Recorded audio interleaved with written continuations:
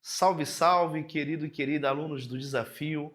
Estamos aqui com mais uma aula, dando continuidade à teoria geral sobre direitos humanos, tá certo? No nosso último encontro, nós tratamos de direitos humanos e falamos especificamente do conceito, das terminologias, falamos da classificação, da geração, perdão, falamos ainda das principais características. O nosso encontro de hoje será para dar continuidade à teoria geral, falaremos de status, e aí, após isso, resolveremos algumas questões da Fundação Carlos Chagas atinentes a esse tema, tudo bem? Coloca na tela, por favor. Vamos começar falando, dando continuidade, melhor dizendo, à teoria geral dos direitos humanos. E no nosso encontro hoje nós falaremos da teoria dos status de Jelinek, certo? A teoria dos status de Jelinek é uma teoria que foi desenvolvida por esse jurista, né, o Jelinek, e ela tem uma base. Qual é a base dessa teoria? É a relação entre indivíduo e Estado. Desde quando nós estudamos os conceitos de direitos humanos, você pode perceber que é um tema comum, que é algo que se repete em todos os conceitos, essa relação entre indivíduo e Estado, certo? E essa relação entre indivíduo e Estado, ela se molda de diversas formas.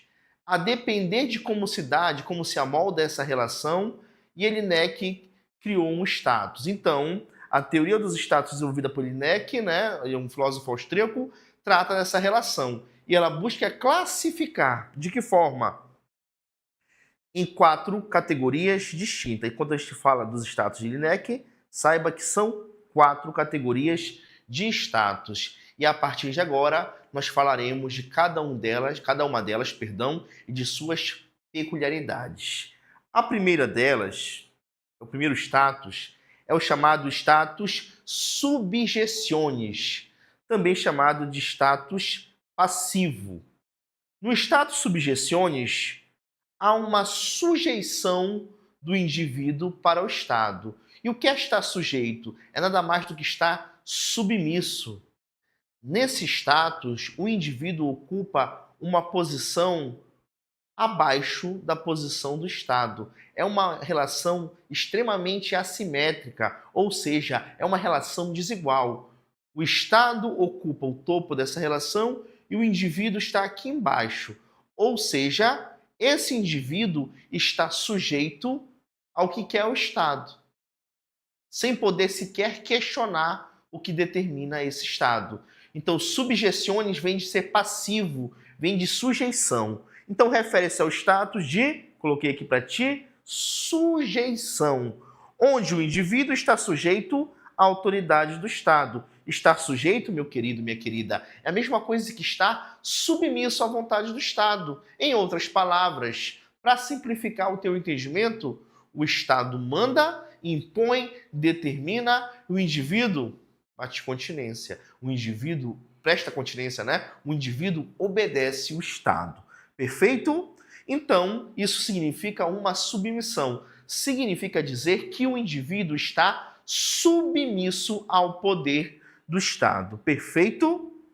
Tranquilo? Então, a palavra-chave é a ideia de subordinação. Subjecciones, ele está passivo, ele está subordinado, ele está abaixo da figura do Estado, certo? Há, portanto, uma subordinação do indivíduo. Ele está numa posição abaixo. O Estado está aqui no topo, o indivíduo está aqui embaixo. Tranquilo? O Estado manda, no subjecciones, no passivo, o indivíduo obedece. Ficou claro, meus queridos, minhas queridas? Espero que sim, não é isso? Esse é o primeiro dos status. Ainda faltam 3 para a gente comentar aqui nessa aula. Bem, sem maiores delongas, iremos ao segundo status, chamado status libertatis, ou também chamado de status negativo. Esse status diz respeito à ideia de liberdade. Liberdade, por óbvio, é ser livre. Significa dizer que o indivíduo tem direitos. Ele goza de direitos fundamentais, de liberdades básicas.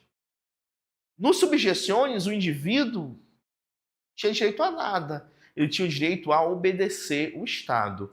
Já que no Libertatis, o indivíduo ele tem alguns direitos fundamentais, algumas liberdades elementares, em que o Estado deve obedecer. E não só obedecer, meu aluno, minha aluna, deve também dar proteção, deve garantir o exercício. Então, Libertatis é negativo, está associado à ideia de liberdade. São liberdades básicas, são direitos fundamentais que o indivíduo vai ter perante o Estado e o Estado deve obedecer, deve respeitar, como está constando no teu material, e bem como o Estado deve dar proteção, deve proteger. Esses direitos, está no teu material, são inerentes ao indivíduo, ou seja, o que é inerente? Pertencem, eles decorrem da existência desse indivíduo. Eles emanam do indivíduo, certo? E incluem, por exemplo, e aqui ele fala alguns exemplos, liberdade de expressão.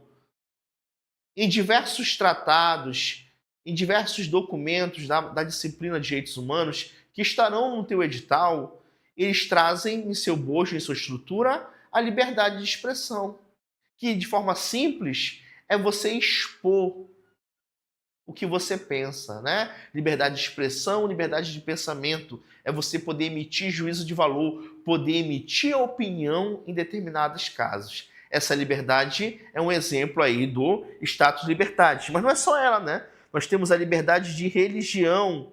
Liberdade de religião, você verá no teu estudo de direito constitucional, né? Nossa Constituição da República, lá no artigo 5º, ela promove, ela garante a liberdade de religião, bem como você verá quando for estudar a Declaração Universal de Direitos Humanos, quando você for estudar a Convenção Americana de Direitos Humanos, conhecida como Pacto de São José da Costa Rica, você verá que é garantida a liberdade religiosa, a liberdade de culto, a liberdade de professar a sua fé, a liberdade de ter uma educação voltada para a sua fé, incluindo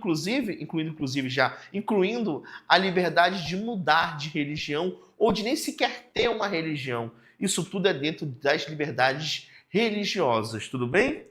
Liberdade de associação, ou seja, uma liberdade que existe para você reunir pessoas com uma finalidade. Essa liberdade de associação também você verá em diversos documentos de direitos humanos, né, no Pacto São José da Costa Rica, enfim, na do DH e por aí vai. Perfeito? Então, até agora nós vimos dois status. O primeiro, né, o subjeciones, ou o status passivo. Vimos agora o libertatis, o negativo. E agora iremos para o terceiro status, que é o status activos.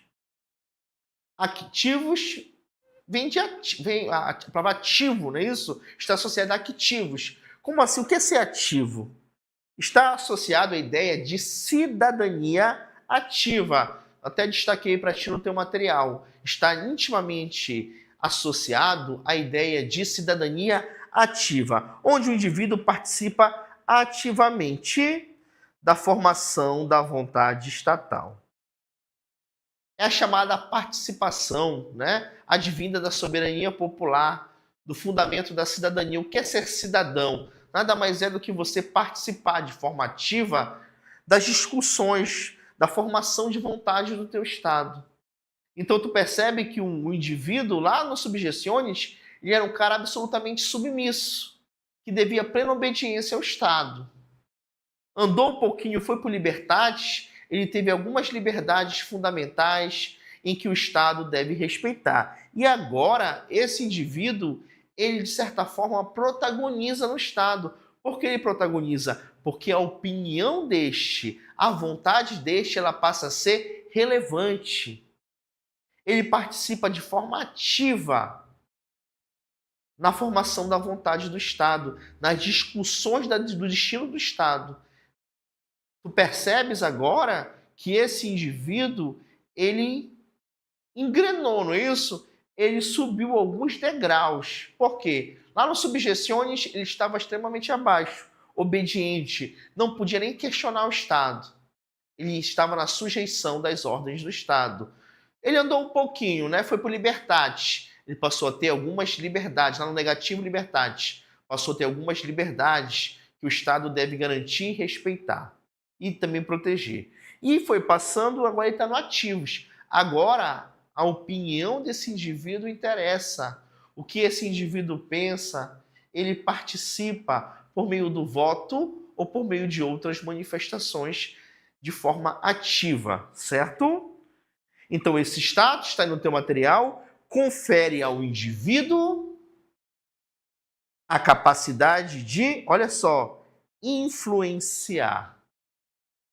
É tão relevante a vontade dele que essa vontade do indivíduo influencia no Estado, né? O indivíduo é, vamos dizer assim, a Virgínia do Estado, não é isso? Que influencia, muda comportamento, muda ação, pois é. Não é isso? Então o indivíduo tem capacidade de influenciar o governo e participar do processo político. Ele pode participar, por exemplo, por meio do voto. Ele pode participar quando ele se lança candidato, não é isso? Por meio de uma candidatura.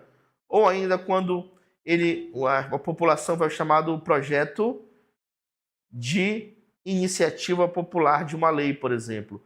São situações que indicam, meus prezados alunos, esses status ativos, atividade, participar de forma ativa, ser cidadão, influenciar na vontade estatal. Tranquilo?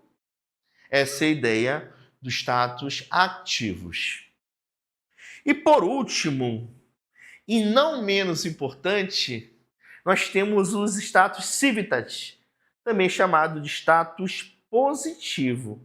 E aqui tu vai perceber uma guinada ainda maior do indivíduo em face do Estado. Olha só comigo aqui. Refere-se ao status ativo, onde o indivíduo tem o direito de exigir. Olha o verbo. O indivíduo tem o direito de exigir prestações do Estado. Olha de onde o indivíduo saiu. Lá no primeiro status, no subjeciones, no status passivo, não é isso? O indivíduo era obediente, devia obediência ao Estado. Aqui no status civitas, ou status positivo, o indivíduo exige prestações do Estado. Ou seja, o Estado tem deveres para com o indivíduo. O verbo está aí, é exigir. Não é solicitar, não é rogar, é exigir. Com serviços públicos como educação, saúde, segurança social, entre outros, né? Os chamados direitos sociais são exemplo de aplicabilidade do status civitas. Lá no artigo 6º da nossa Constituição Federal, como exemplo, nós temos os diversos direitos sociais. Esses direitos sociais representam prestações positivas. Como assim, professor? O Estado faz em benefício dos indivíduos. E o indivíduo ele não mais pede, ele exige. Quando você busca a construção, por exemplo, de uma unidade básica de saúde, quando você busca a construção de uma escola no bairro, você está exercendo o status civitas, porque você está cobrando, você está exigindo do governo, da administração pública, a consecução daquela obra, a execução daquela obra. Então, tu percebe que é uma execução, é uma exigência, perdão. Esse status deriva do chamado estado do bem-estar social, né? Os chamados direitos de segunda geração, certo? Então, nessa relação, o Estado tem deveres positivos em relação ao indivíduo. É direito do indivíduo, né? Na Constituição está assim, é direito de todos, e dever do Estado, certo? Devendo fornecer recursos e serviços essenciais para o bem-estar do cidadão. Ou seja, o Estado existe e trabalha para garantir o bem-estar do cidadão, o bem-estar do seu povo. Esse é o status positivo. Então, no status positivo, o todo-poderoso agora é o indivíduo. Por quê? Ele pode exigir, cobrar prestações positivas para o Estado. Tranquilo? E o Estado detém o dever de atendê-la. Não é uma opção do Estado, não é uma escolha. O Estado tem o dever. Tranquilo, aluno do desafio? Espero estar me fazendo entender. Espero estar me fazendo entender. Tranquilo? Concluímos status, certo? Concluímos a parte de status de Jelinek, dentro dessa parte teórica ainda de direitos humanos. Avançando na nossa disciplina, eu vou falar de uma forma bem breve, né, e direta, dos chamados fundamentos dos direitos humanos. Fundamentos até que não estão sendo tão presentes nas últimas questões da Fundação Carlos Chagas, mas estão dentro do nosso edital e como está no nosso edital, nós não podemos deixar de tratar. Vamos falar agora de fundamentos. Tranquilo, meu prezado aluno? Perfeito, fundamentos. Nos fundamentos dos direitos humanos, nós estudamos o quê? A razão de existir dos direitos humanos. A finalidade, ou seja, para que eles existem, qual a razão de sua existência. E além disso, nós estudamos os elementos básicos, os princípios elementares. Então, quando eu falo de fundamentos, eu estou falando de razão de existir. Do porquê eles existem, qual a finalidade, qual a razão. E também nós falamos dos princípios elementares, aqueles que dão base, que dão sustentação à ciência dos direitos humanos, perfeito? Beleza. No que tange esses fundamentos, não há um consenso entre os estudiosos. Aliás, quase nada do direito é consensual. Você há de concordar, né? Discordo, professor, tanto é direito. Está dentro do direito, né? Não existe uma ideia única, existem divergências. E com os fundamentos dos direitos humanos não é diferente. Há inúmeras divergências, há diversas correntes de pensamento. E nós viemos aqui na aula trazer para ti as principais correntes de pensamento no que tange ao fundamento dos direitos humanos, falando da primeira delas, que é a corrente negativista. Corrente negativista. Alguns estudiosos, como Norberto Bobbio, e esse aqui, Norberto Bobbio, é o principal jurista expoente dessa corrente negativista. Em diversas questões, quando fala corrente negativista, a menção direta a Norberto Bobbio, ele diz que defendem, melhor dizendo, a impossibilidade de se estabelecer um único fundamento. Ou seja, o negativo é o impossível. A matéria é tão complexa, os direitos humanos eles são tão heterogêneos, eles são tão diversos, que é impossível se fundar, se definir um só fundamento. Por que ele nega? Porque diz assim, não é possível ter um fundamento. Por isso a teoria negativa. E qual a razão de não ser possível? A diversidade, a pluralidade, a heterogeneidade, né? Melhor dizendo, ele é heterogêneo, não é isso? Heterogeneidade, vou gritar para ti. Os direitos humanos eles são diversos, heterogêneos, e é muito difícil conseguir consensualmente definir um fundamento. É uma ciência que muda, que se renova, né? Então é muito complexo, é extremamente difícil, é impossível delimitar uma base fundamental. Porque ele nega? É negativa. Ele diz que por mais que se tente, em razão dessa heterogeneidade, é impossível definir o fundamento. Por ser impossível, ele nega que possa ser possível e por isso é chamado de negativista. Tranquilo, aluno? Perfeito? Essa é a negativista. Dando prosseguimento, nós iremos falar agora da corrente justnaturalista. Corta para mim, por favor. Joga para mim. Meu aluno, atenção aqui. A palavra justnaturalista vem de justnaturalismo. Jus, né, no latim, seria justiça, não, perdão, seria direito. E naturalismo é direito natural. É aquilo que advém, que é intrínseco ao ser humano, que é imanente à existência humana. Quando eu falo em justnaturalista, eu já tenho que entender que é algo que está associado ao que é natural do homem, à natureza humana. E essa segunda corrente que nós vamos estudar agora é a corrente justnaturalista. Edição, por favor, joga lá. Perfeito. Na corrente justnaturalista, meu prezado estimado, minha prezada estimada, ela dispõe que, grifei para ti, o fundamento dos direitos humanos decorre da própria natureza humana, existindo independentemente de qualquer legislação ou reconhecimento por parte do Estado. Aqui, a atuação do Estado é irrelevante. O reconhecimento de um Estado, de uma norma, de um código, não importa. Para essa corrente, são direitos oriundos da natureza humana. Assim como é da natureza humana tu ter cabelo, tu olhar, tu falar, é da natureza humana tu ter direitos humanos. Esse é o fundamento. É a natureza humana o fundamento, certo? Certo? Esses direitos são vistos como universais. Universais por quê? Porque valem para todos os seres humanos. Você é humano, você é possuidor desses direitos. Acabou. É a sua existência própria como ser humano, é a tua natureza humana, melhor dizendo, que fundamenta a existência desse direito. O que mais? Eles são imutáveis e inalienáveis. Imutáveis, não se alteram. Inalienáveis, não se transferem, não se emprestam, não se vende.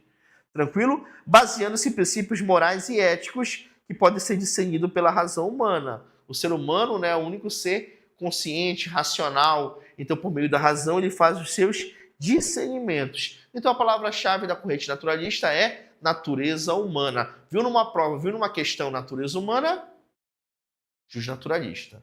Tranquilo? Falamos da negativista, justnaturalista. Agora, rapidamente, falaremos da racionalista.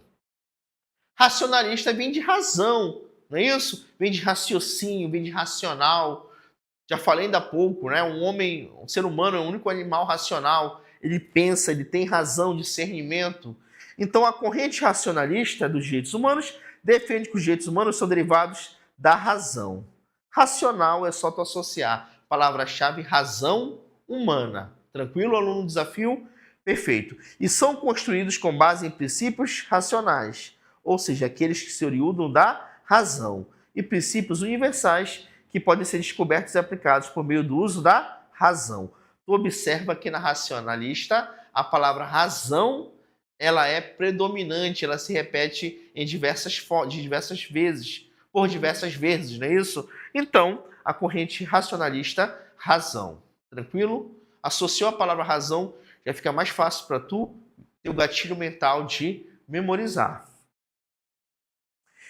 E por último, e não menos importante, nós temos a corrente positivista, aluno do desafio.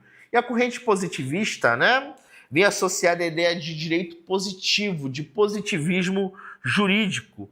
Positivo é de uma forma não tão científica, mas mais simplória para o teu entendimento. Direito positivo é aquele direito positivado.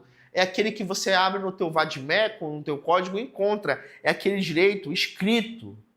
Esse é o direito positivo, tá? Só para te dar uma noção elementar, para tu acertar na prova, né? Então, a corrente positivista defende que os fundamentos dos direitos humanos decorrem da lei em sentido amplo. Ou seja, é aquilo que está no código, na lei escrita, tudo bem? Ou seja, somente se reconhece a existência dos direitos humanos em decorrência do ordenamento jurídico, por meio de sua previsão legal. Ou seja, para a corrente positivista é muito simples. O fundamento dos direitos humanos é a lei, é a norma, é o direito escrito, é o direito aprovado pelo Poder Legislativo, sancionado, é o direito do ordenamento jurídico, é o direito que está nos códigos. Perfeito? Tranquilo? Rapidamente recapitulando as principais diferenças, né? Só para o meu aluno do desafio. Na negativista, ele diz assim, é muito heterogêneo os direitos humanos, ele está em constante evolução. Eu não consigo achar um fundamento. É impossível. Não é possível. Por isso a negativa, Norberto Bobbio, sempre mencionado em questões, é o principal expoente. Justnaturalista, direito natural, natureza humana. A base dos direitos humanos é a própria natureza humana, a sua existência em si. Certo? A racionalista está associada a racional, à razão humana, e a positivista é o que está na lei, em sentido amplo. é o código, é o que está escrito, é o que está em que há previsão legal no ordenamento jurídico. Esse é o fundamento dos direitos humanos. Perfeito? Concluímos aqui a parte teórica, certo? Se for possível, a edição colocar o tempo para mim. E a gente vai agora entrar em questões, né? Questões da tua banca, da Fundação Carlos Chagas. E aí você vai perceber que a nossa aula ela é direcionada para a questão. Bem, estou sendo informado que falta 1 minuto, não é isso, produção? Então, eu vou deixar a parte teórica foi encerrada. A gente deixa as questões para o nosso próximo encontro aqui no curso Desafio. Próximo encontro, então, a gente trabalha com as questões. Muito obrigado pela tua presença, pela tua companhia e até o nosso próximo encontro.